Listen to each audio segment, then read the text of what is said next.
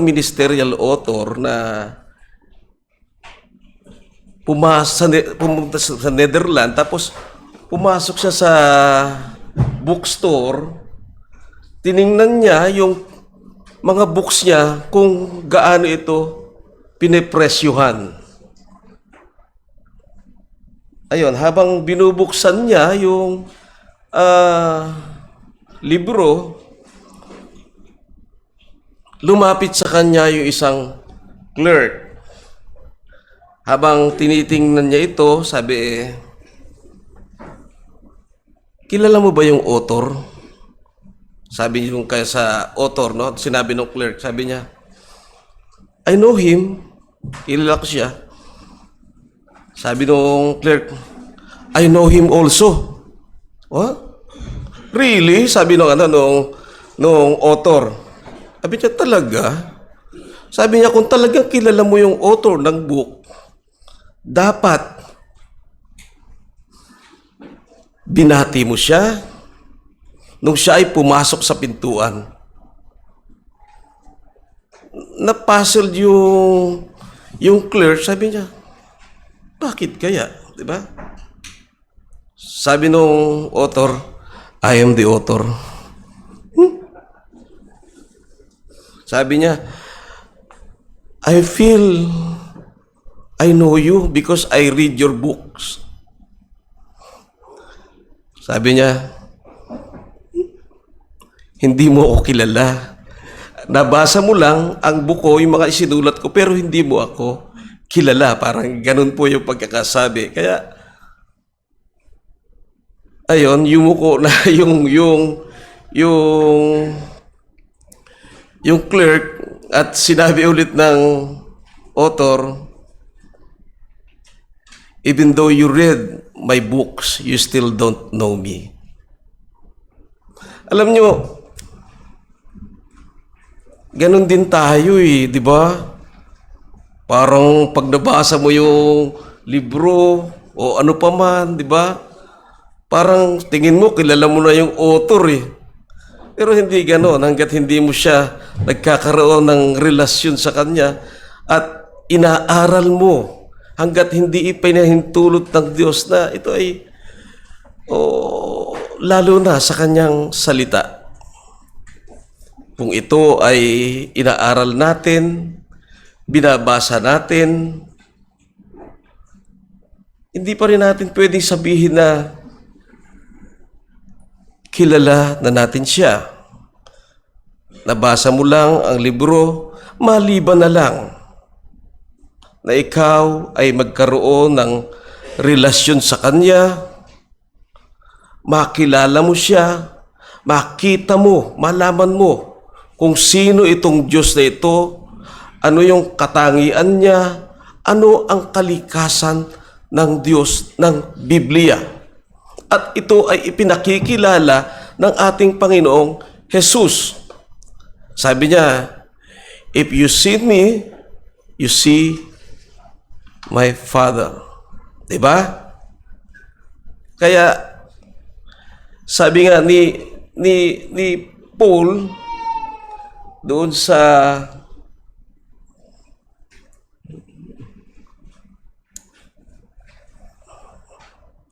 wag na muna yun, mamaya na raw tayo manalangin.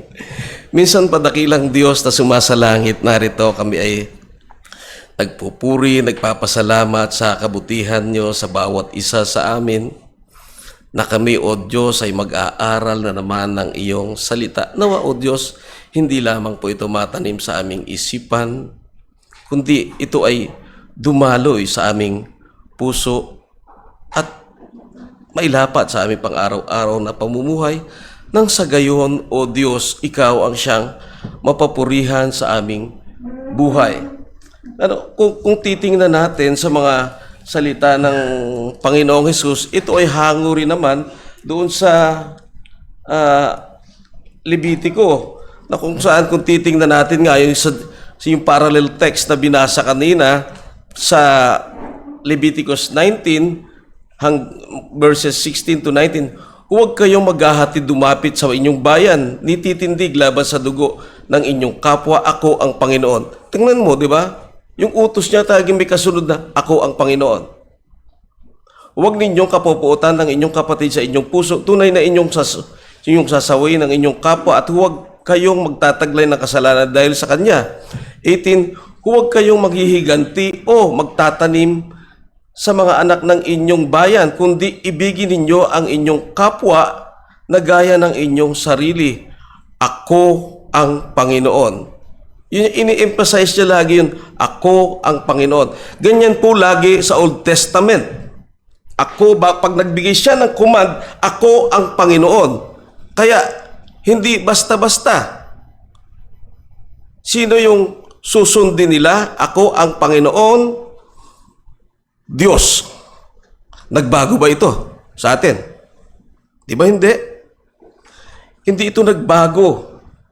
At ang tatalakayan natin ngayon sa Matthew 22 verse 34 at 40, yun lang po sa may 39 and 40. Muli ay babasahin ko po ito sa Tagalog.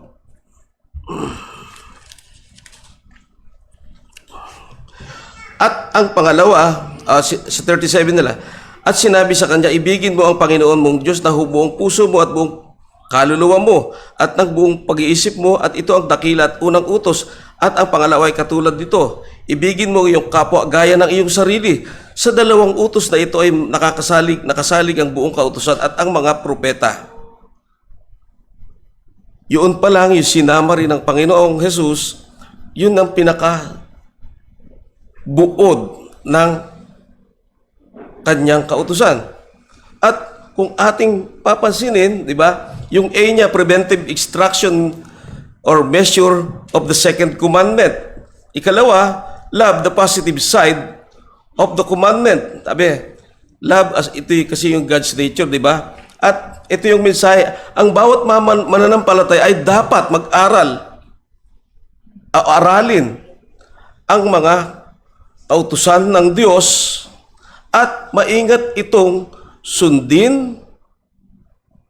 Hindi lamang sundin sa bawat puso ay matanim, sa kadahilan ng ito ay galing sa Panginoong Diyos.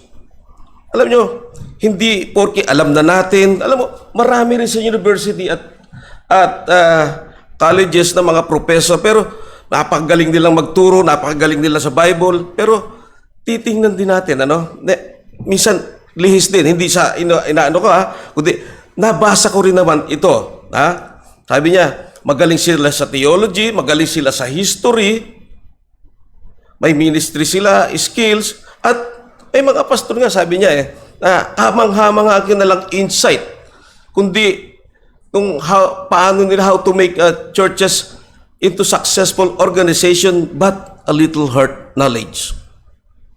Hindi lang dapat ito, dapat kasama ang puso. Kasi pag binabanggit ang puso sa Old Testament, ito yung centrality ng kabuuan ng tao. At kaya nga, kung mapapansin nyo, yung panalangin ni Paul doon sa Colossus 1, 9 at 10, ang sabi niya, dahil dito, kami naman mula sa araw na ang aming marinig ito, ay hindi kami nagsisitigil na panalangin at paghingi ng patungkol sa inyo. Ano yung panalangin niya? Upang kayo'y puspusin ng kaalaman ng kanyang kalooban sa buong karunungan at pagkaunawa sa Espiritu, upang kayo'y magsilakad ng nararapat sa Panginoon ng buong ikalulugod niya at magsipamunga sa bawat gawaing mabuti at magsilago sa kaalaman ng Diyos. Ito'y panalangin ni Paul doon sa mga taga-Kolosas. Ito rin ba ang panalangin natin? Dapat ganun. Dahil ang nagbibigay ng utos, ang bibigay ng kaalaman sa atin ay ang Panginoong Diyos. Sino ba itong Panginoong Diyos na ito? Siya yung may likha ng langit at lupa at siya ang nagbigay nito kay Moses. Yung kanyang mga salita. Kung babaliwalain mo ito, ano na? At kung mapapansin nyo, sa Old Testament nga, sa Deuteronomy chapter 5, sabi ito, and Moses summoned all Israel and said to them, hear, O Israel, the statutes and the rules that I speak in your hearing today, and you shall learn them and be careful to do them. Careful to do them. The Lord our God made covenant with us in Horeb, not with our fathers did not make this covenant, but with us. Kaya hindi naman tayo yung tipan natin. Di ba? Sa Panginoon Jesus, who are all us there here and alive today. The Lord spoke with you face to face at the mountain out of the midst of the fire, while I stood between the Lord and you at that time to declare to you the word of the Lord, for you were afraid because of the fire. You did not go up into the mountain. He said, eto, yung unang tablet, i-review natin konti, ano? Yung unang tablet, bago niya banggitin yung unang utos, ito yung kanya sinabi, I am the Lord your God, who brought you out of the land of Egypt, house of the slavery. Hindi naman tayo. Kahit hindi tayo galing sa Egypt. Pero tumutukoy dito sa Egypt, yung slavery, slave ka ng kasalanan. Sino nagpalaya sa iyo? Sa pagitan ng ating Panginoong Jesucristo, di ba? Kaya, sa pambungad niya pa lang, I am the Lord your God who brought you. At sa kanya sinabi dito, you shall have no other gods before me. Nasan ba siya before me? Nandun lang ba siya sa bundok? Minsan sinasabi natin, alam natin yung sovereignty ng Diyos eh. Pero bago pa lang natin banggitin yan, alam na ng Diyos yan. Wala tayong maitatago sa Kanya. Kahit si Jonah nga, nandun pa sa pating, di ba? Sa malaking isda eh. Alam ng Diyos. Wala tayong pagtataguan. You shall have no other gods before me. Minsan, dinudiyos na natin sarili natin eh. Nasusunod yung pasya natin eh. Di ba? Hindi mo kinukonsulta ang salita ng Diyos. At, bibilisan ko na to. You shall not make for yourself a carved image or illness like anything that is in heaven above, that is on earth beneath, or that is in the water under the earth. You shall not bow down to them or serve them, for I, the Lord your God, I am jealous God, visiting the iniquity of fathers of the children to the third and fourth generation of those who hate me, but showing steadfast love to thousands to those who love me and keep my commandment. Ikatlo, you shall not take the name of the Lord your God in vain, for I, the Lord, will not hold him guiltless who takes his name in vain. Kaya, ingat tayo. Huwag nating gagamitin ang pangalan ng Diyos sa pagbibiro. At yung ikaapat,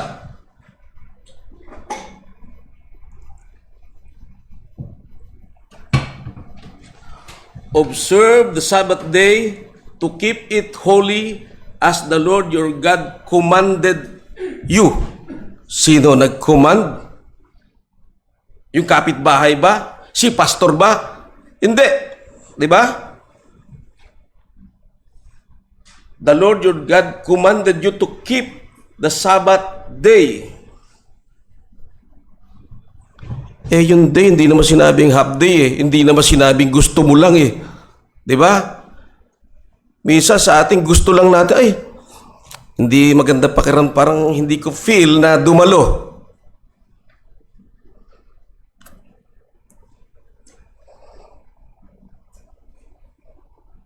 Dito tayo maraming sablay. Sa unang commandment pa lang. Alam mo, kung nasusunod natin, yung mga una pa lang na yun, magaang munang masusunod yung second commandment.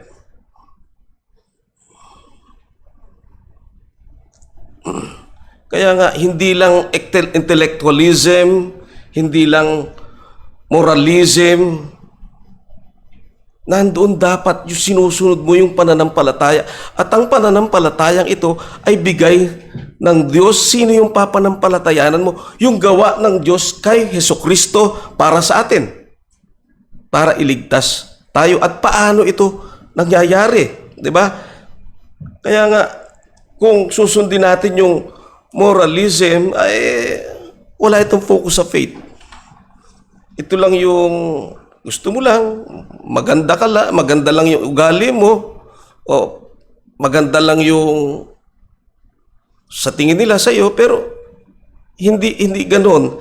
Mas malalim ang naisin ng Diyos para sa atin.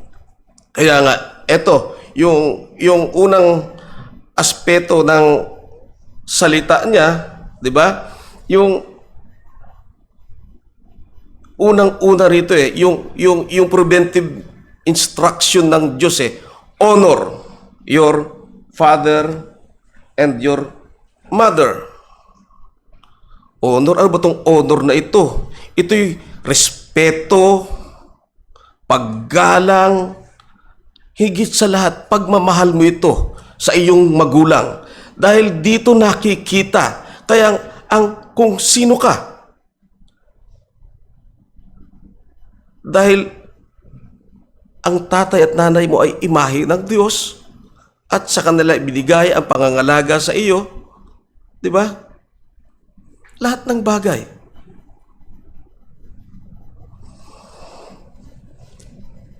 Honor, respect, obedience, love. At ano yung sabi honor your mother as the Lord your God commanded you, that your days may be long and that it may go well with you in the land that the Lord your God is giving you. Kaninong utos ito? Hindi sa kapitbahay ulit, di ba? Ito ay galing sa Panginoong Diyos, sa salita niya, direktahang sinasabi sa kanila noon. At habang binabasa natin ito, direkta rin na tayo ay inuutosan. Dahil salita niya ito.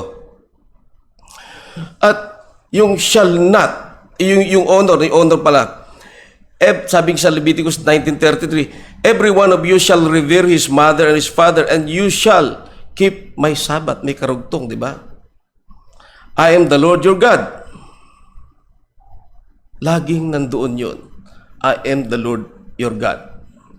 At sabi sa Mateo 15:4, for God commanded saying, honor your father and your mother, and he who curses father and mother, let him be put to death.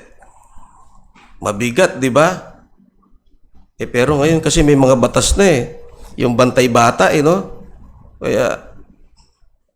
Kaya napipigilan din yung mga tatay, nanay na paluin yung bata.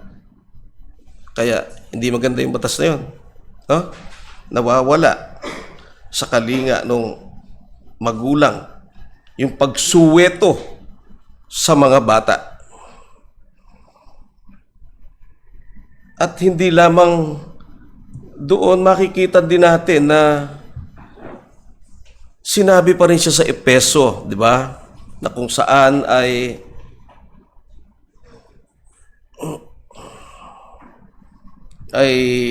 sabi sa Epeso 6:1 at dito sabi niya kaya hindi lang ito sa lumang tipan, bagkus ito ay umaabot hanggang dito sa bagong tipan. Ito yung pagpapaliwanag ni Apostol Pablo, Ephesians 6, mga anak, sundin ninyo ang inyong mga magulang sa Panginoon sapagkat ito ay matuwid. Kanino susundin sila? Sa Panginoon. Hindi dahil gusto mo lang. Sa Panginoon. Sapagkat ito ay matuwid. Igalang mo ang iyong ama at ina. Ito ang unang utos na may pangako upang maging mabuti ang iyong kalagayan. Ikaw ay mabuhay ng matagal sa ibabaw ng lupa. Yan lang ang mayroong promise na kautusan ng Diyos. At napakaraming sitas sa Biblia na kung saan ay kung ikaw ay yung bata ay sinaway na ng magulang, hindi pa rin sumusunod, sasabihin niya sa kapulungan na ang anak naming ito ay matakaw at manginginom at siya ay babatuhin hanggang sa mamatay. Kaya, maingat nating susundin, aaralin ang salita ng Diyos. At yung utos niya, kasi maski dito sa lumang tipan pa lang, talagang yun sa chapter 6 ng Deuteronomy 6 verse 6, and these words that I command you today shall be on your heart. Hindi lang sinabing sa inyong isipan. Shall be in your heart, intelektual at emosyon. Dahil nandoon yung ating pagsunod. At ito ay maingat na ituturo din ng mga magulang. Nang sa gayon, makita nila ang batang ito ay naturuan ng maayos ng kanyang magulang. Sino ang napapapurihan? Yung magulang at ang Diyos.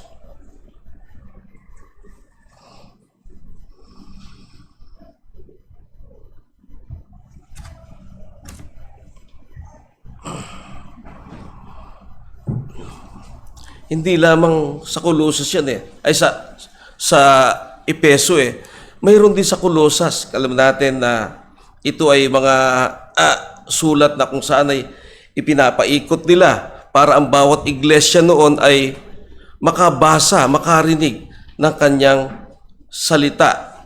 Sabi sa Colossians 3:20, sabi, "Children, obey your parents in all things, for this pleases the Lord well." Di ba? Napakasarap pakinggan. Kaya sa mga bata, maingat nating aralin. Bata pa lang, aralin na ang kanyang salita at mangyayari lamang yon kung gagabayan sila ng mga magulang. At kung ikaw man ay nandoon ang pagsuway mo nung bata pa, ay hinglingin mo sa Panginoon at patawarin ka. At turuan ka rin bilang isang magulang na maturuan ka rin na sila ay akayin sa daan, sa tamang daan, sa daan ng Biblia. Kaya purihin ang Diyos sa mga iyan. At sabi, you shall honor your father and your mother.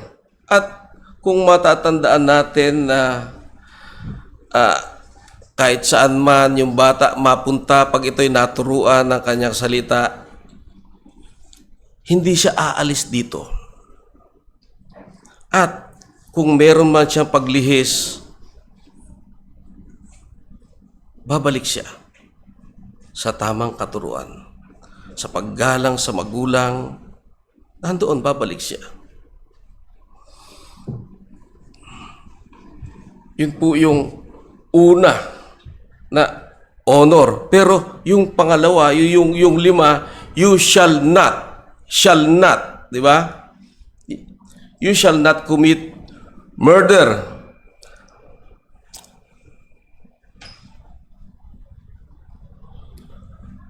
Maraming sitas sa Biblia sa lumang tipan na kung saan ay anyo ng pagpatay. Huwag kang papatay. Ilang beses na sinabi yan sa lumang tipan, huwag kang papatay. Kahit unintentional, hindi rin pagbabayaran mo pa rin ito.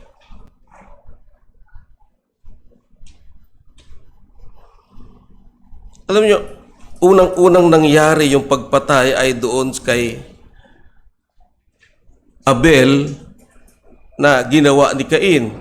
Ano ang dahilan at bakit pinatay ni Cain si Abel?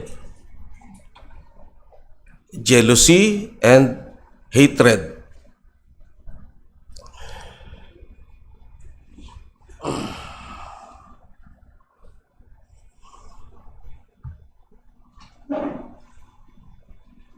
Jealousy and hatred. Nainggit siya dahil sa tinanggap ng Panginoong Diyos ang pag-aalay at pagsamba ni Abel. Alam mo, minsan, ganun din sa atin. Titingnan mo, parang yung iba naiinggit doon sa kabutihan. Sana'y wag sa atin mangyari yung mga bagay na ganun.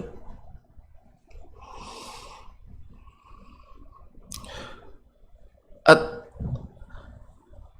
yung doon sa kanila sa Old Testament, yung murder ay puro aktual. While sa New Testament, yung sa ating Panginoon, mas binigyan niya ito ng linaw. Narinig ninyo na sinabi sa mga 5:21, narinig ninyo sinabi sa mga tao noong unang panahon, huwag kang papatay, at ang sino mang pumatay ay mananagot sa hukuman. Ngunit, sinasabi ko sa inyo na ang bawat napupuot sa kanyang kapatid ay mananagot sa hukuman. At sino mang nagsabi sa kanyang kapatid, raka, ay mananagot sa Sanhedrin. At sino mang magsabi ng ulol ka, ay magdurusa sa apoy ng impyerno. Nililiwanag ng ating Panginoon ang lumang tipan at nagkakaroon siya ng preventive measure para ito ay hindi natin magawa. Diba, hindi ka ba magpupuri noon na kung ikaw ay nagkasala, ay noong unang panahon ay papatayin ka na agad. Pero dito, binibigyan na ng prevention ng Panginoong Jesus sa isipan pa lang para hindi mo na ito aktual na magawa. At ano lang yun, kung ikaw ay may puot, nagagalit, sino ang iyong ama? John 8:44. Basahin nyo na lang po. O sino yan? Sabi, ang iyong ama ay dyablo. Kaya anuman ang ginawa sa atin ng ating kapwa, nandoon yung lagi nating pagpapatawad. At huwag ding magbabalak ng masama sa ating isipan para sa ating kapwa. Kaya sabi, maingat nating aralin, pag-aralan, at sundin ang kanyang salita. Ito kasi magpapasalamat ka dahil prevention yung ginagawa ng ating Panginoong Hesukristo. Diba? Sa isip mo pa lang, ialis mo na yan.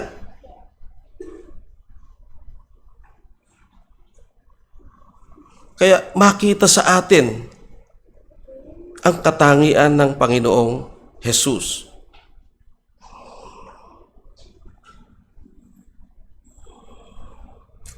Sunod, you shall not commit adultery.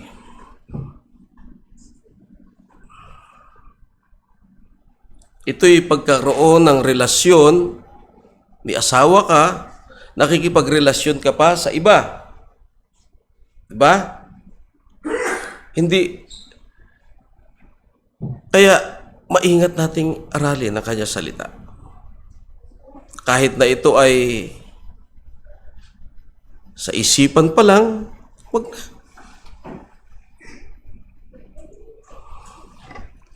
Kaya, dapat nating makita ito. At punishable by death din yun. Diba?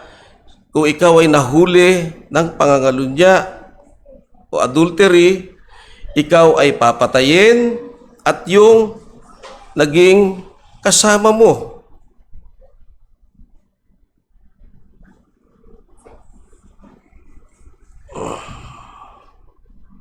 At kung paanong ito ay nangyari doon sa Old Testament, mapakaraming bagay na ginagawa nila na hindi kalugod-lugod sa Diyos, yung mga adultery, nagkaroon ng prevention ang ating Panginoon para maiwasan ang mga bagay na iyon.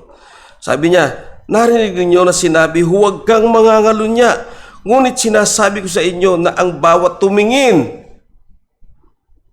sa isang babae na may pagnanasa at ay nagkasala na sa kanyang pangangalunya sa kanyang puso. Kung ang kanan ng mata ang sanhi ng iyong pagkasala, dukitin mo ito, itapon. Mabuti pang mawalan ka ng isa sa mga bahagi ng iyong katawan kaysa buong katawan mo ay matapon sa impyerno. Diba? Sa isipan pa lang, sinasabi na ng Panginoon. Ito ay isipan pa lang. Wala pang sexual na ginagawa. Ganun din naman yun, yung relationship nyo na wala pa, pero sinasabi mo wala kayong ginagawa, pero nagkasala ka na sa isipan. Kung may relasyon ka, kahit wala pang ginagawang physical, nagkakaroon ka na ng emotional adultery. Kaya, muli, maingat nating gawin, maingat nating aralin ang kanyang salita.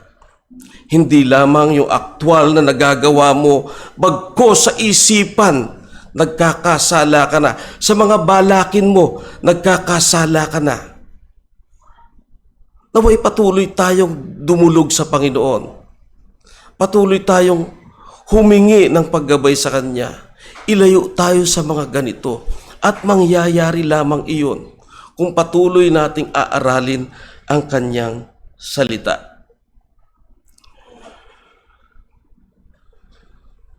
At ito yung mga eskriba ay sinaway din ng Panginoon doon sa Matthew 23 verse 27 and 28 na sabi nila, nililinis ninyo yung alabas ng inyong kupita pero ang loob ay hindi. Parang sinasabi niya, nagpapakitang maganda ang inyong mga ugali sa labas, maganda ang inyong mga ginagawa, pero ang kalooban nyo ay hindi nyo nililinis.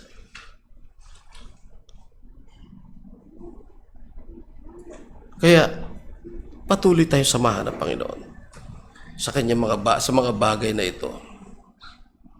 At kahit na maganda pa yung iyong itsura, ayos sa labas, tingin mo hindi ka makabasag pinggan, pero kung ang isipan mo naman ay marumi, wala rin yon.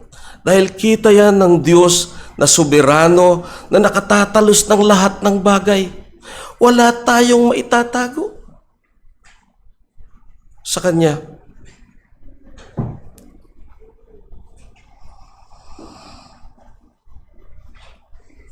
Kaya nga, yung mga Pariseyo noon, inakusahan ng ating Panginoong Diyos, ay Panginoong Jesus ng hypocrite.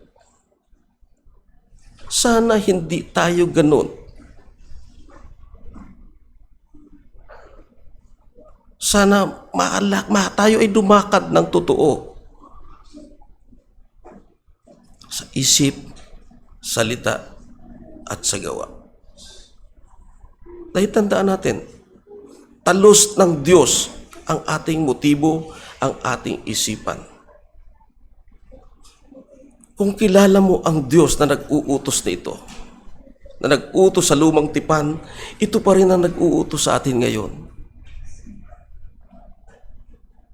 Lalabagin mo ba? Kundi hihingi ka ng awa. Tulungan niyo po ako, O Diyos, na malagpasan ko ito.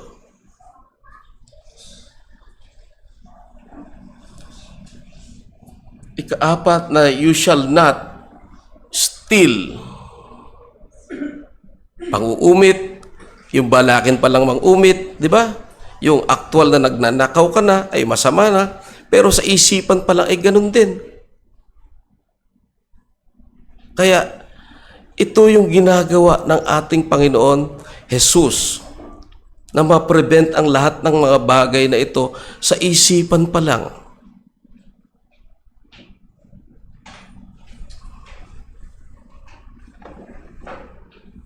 You shall not steal. At yung ikalimang you shall not bear false witness against your neighbor. Ito yung nagsasabi ka, nagdedeklara ka ng hindi maganda ayon sa iyong kapatid. O slander, o pag sa panahon natin ngayon, mga 7-7, yung mga ganun, di ba? Huwag. Hindi natin kaya yun. Kaya nga, nandyan ang Panginoong Diyos. At tandaan natin, merong nananalangin sa atin palagi sa mga bagay na ito. Ang Panginoong Jesus na nandoon katabi sa trono ng Diyos, Ama. Kaya, pero wag namang maging lisensya yon. Patuloy nating aralin ang kanyang salita.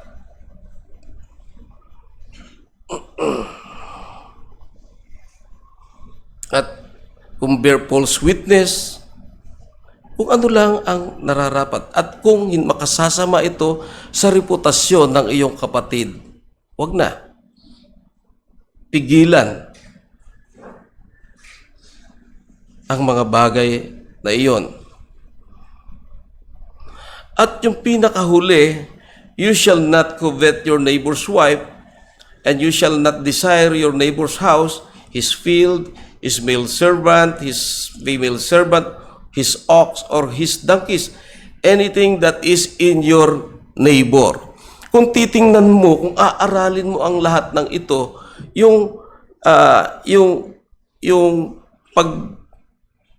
covetousness ay sa isipan pa lang, parang sinasama rin niya yung nauna mula dun sa thou shall not murder. Sabi, kasi minsan dumarating din yun, kaya papatay ito siya dahil gusto niya yung doon, di ba? Yung mga bagay na gusto niya. Ay, iyon. Kaya nga, lahat ng bagay na nasa isipan natin, lahat ng masamang pagnanasa, ay alisin na. Hindi mangyayari ang mga bagay na iyan kung hindi natin idudulog, kung hindi tayo tutulungan ng Panginoong Diyos din mismo. At tandaan natin, makakaya natin yon sa pamamagitan ng ating Panginoong Hesus Kristo at sa gabay ng Kanyang banal na Espiritu. Kaya patuloy tayong dapat na laging humingi ng tulong sa Diyos. Nawa ay patuloy tayong mag-aral ng Kanyang salita na kung ano ang sinasabi mga commandment ng Diyos, yung Kanyang mga atas, ay ating masunod. Mangyayari lamang iyon kung ito ay kung ito ay sasamahan tayo ng Diyos. Hindi natin kaya dahil ating kalikasan na masama o bumagsak. At yung ikalawa, yung positive aspect ng Great Commandment, yung love. Bakit sinasabi ng Panginoong Diyos doon sa Mateo 22 na yung ikalawang tablet na ito, di ba? Sabi sa 39, at ang pangalawa ay katulad nito, ibigin mo ang iyong kapwa na gaya ng iyong sarili.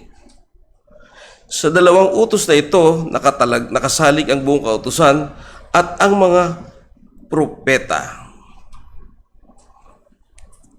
Ito yung second part na kung saan ay love your neighbor as yourself, pero sinabi ng Panginoon sa Matthew 13:34 na love your neighbor as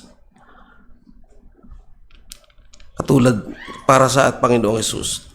Diba? Hindi lang dahil sa neighbor mo siya, gaya ng iyong sarili, kundi mamahalin mo siya dahil kay Hesus Kristo.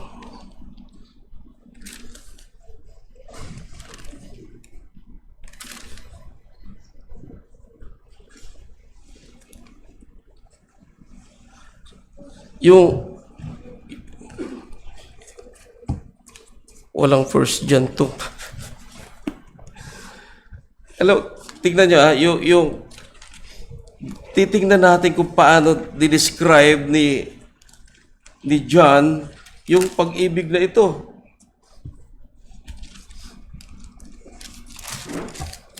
Wala to. Ayan. Sabi, sa 1 John 4:7, dito natin makikita yung pag-ibig na tinutukoy ng ating Panginoong Hesukristo. Sabi niya, mga minamahal, mag-ibigan tayo sa isa't isa sapagkat ang pag-ibig ay sa Diyos at ang bawat umiibig sa Diyos ay ipinanganak sa Diyos at nakakakilala sa Diyos. Ang hindi umiibig sa Diyos ay hindi nakakilala sa Diyos sapagkat ang Diyos ay pag-ibig. Unang-una, yung pag-ibig ay love ay isang katangian ng Diyos o ang Diyos ay pag-ibig. Kung bakit ito ay sinasabi niya sa mga mananampalataya upang ikaw man ay ma-imitate mo ang Panginoong Hesukristo. Dito nahayag ang pag-ibig ng Diyos sa atin sapagkat sinugo ng Diyos ang kanyang bugtong na anak sa sanlibutan upang tayo mabuhay sa pamamagitan niya. Narito ang pag-ibig, hindi tayo umibig sa Diyos, kundi siya ang umibig sa atin at sinugo ang kanyang anak ng pagtubos sa ating mga kasalanan. Ito yung pag-ibig. Sacrificial. Diba? Sa Old Testament, love your enemies. Ano ba pag sinimulan ka ng awayin? Kapatid mo, kapwa mo, kapitbahay mo, love mo pa rin siya. Lalo na kung asawa mo. Pag sinisimulan ka ng awayin, love your neighbor pa rin talaga eh. Mahalin mo pa siyang lalo. Mga minamahal, kung tayo iniibig ng Diyos ng gayon, nararapat na mag-ibigan din naman tayo sa isa't isa. Walang nakakita kailanman sa Diyos. Kung tayo mag-iibigan sa isa't isa, ang Diyos ay nananatili sa atin. At ang kanyang pag-ibig ay nagiging sakdal sa atin. Diba? Nagiging perfect, nagiging sakdal kung tayo, ang tuon natin ay ibigin ang kapwa gaya ng ating sarili. Kasi mahal mo naman talaga yung sarili mo kahit di iutos yan eh.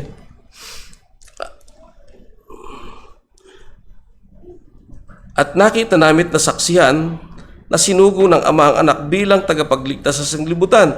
Ang sino mang nagpapahayag na si Jesus ay anak ng Diyos at Diyos ay nananahan sa Kanya at siya ay sa Diyos. Ating nalalaman at sinasampalatayanan ng pag-ibig ng Diyos sa atin. Ang Diyos ay pag-ibig at ang nananatili sa pag-ibig ay nananatili sa Diyos at ang Diyos ay nananatili sa Kanya. Dito'y naging ganap ang pag-ibig sa atin nang upang tayo magkaroon ng lubos na pagtitiwala sa araw ng paghukom, sapagkat kung ano siya ay gayon din naman tayo sa sanlibutang ito. Alam mo, kung ito ay mananatili sa atin, hindi lamang yung pag-ibig ay puro kundi nandun, iniibig mo ang kapatid mo, kung nakita mo nagkakamali siya, sinasaway mo. Diba? Pag-ibig din yon. Ayaw mo siyang malulong dito, ayaw mo siyang lumayo ng husto.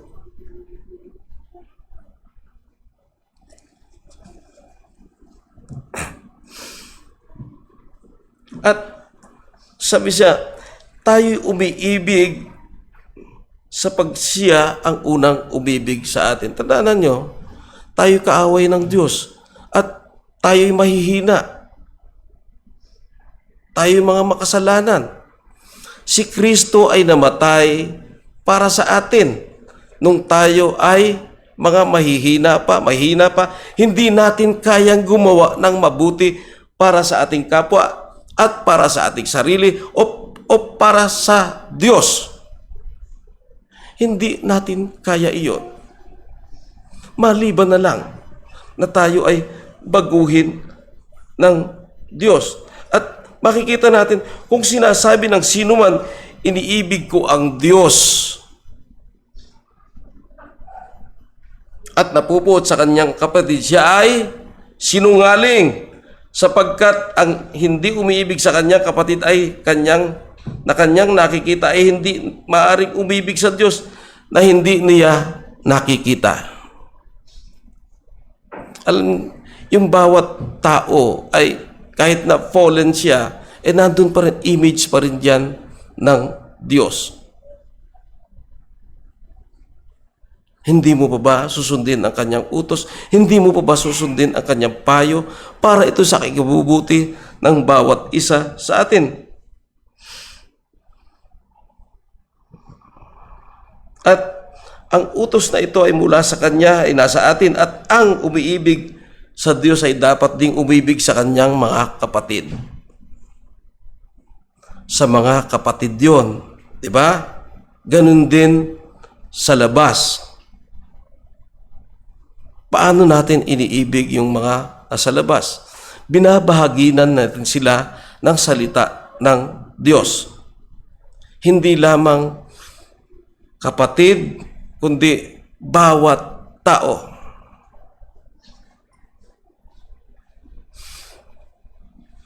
Kaya, kung sinasabi natin na iniibig natin ang Diyos, pero nandoon naman ang iyong nagngingit-ngit ang iyong kalooban pag nakikita mo yung kanyang muka, may pag-ibig ba ron? Wala. Makapag-reconcile ka sa Kanya. At yung isang bagay na hindi nakikita ng mga tao ay yung ipinapanalangin mo ang iyong kapatid.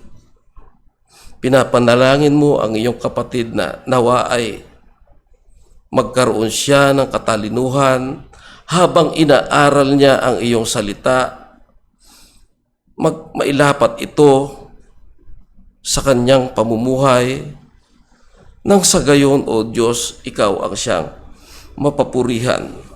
Kaya nga, patuloy nating aralin, ano ba itong love na ito? At paano ba ako inibig ng Diyos?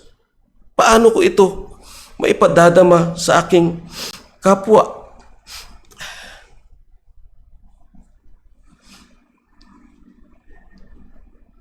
Parang mahirap, tandaan natin, tayo man ay minahal ng Diyos, ipinadama sa atin ang kanyang pagmamahal sa pamamagitan nino. Inialay niya ang kanyang bugtong na anak upang ang sino mang sumampalataya magkaroon ng buhay na walang hanggan. Yun ang pag-ibig sacrificially. Yung pagbibigay mo ng panahon sa tao, pagdidiskasyon sa kanyang salita, ay isang bagay na rin iyon. At yung pagbabahagi ng kanyang salita sa mga taong wala pang pagkakilala sa Diyos ay isang malaking bagay. Ito ay nagbubunsod ng pag-ibig. Kaya nga, love your neighbor as yourself. Abay, kung hindi mo mahal ang sarili mo, maaaring hindi mo magagawa yon. Pero hanggat mahal mo ang sarili mo, mahalin mo rin ang iyong kapwa ng tulad ng iyong sarili. At mangyayari lamang ang mga bagay na iyon kung tayo'y patuloy na gagabayan ng Diyos habang inaaral natin ang Kanyang salita, bibigyan niya tayo ng katalinuhan upang mailapat ang mga bagay na ito sa ating pang-araw-araw na pamumuhay.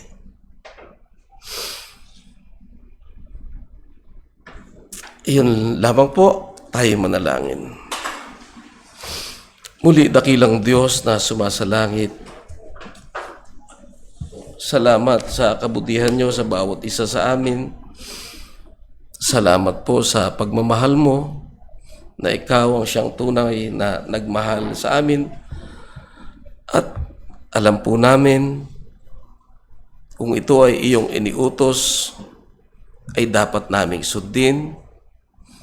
Ngunit mangyayari po yun kung kami ay patuloy mong gagabayan. Nawa, O Diyos, manatili sa amin o unti-unti na maaral namin na mahalin ang iyong kapwa. Gaya ng aming Panginoong Hesus, kung paano kami ay inibig niya, pinagkaloob niya kanyang buhay, ay gayon din ang bawat isa sa amin. Nawa, samahan kami sa mga bagay na iyon. Nang sa gayon, O Diyos, patuloy na ikaw ang maluwalhati, ikaw ang maitaas sa aming buhay, O Diyos. Sa ngalan ni Kristo Jesus. Amen.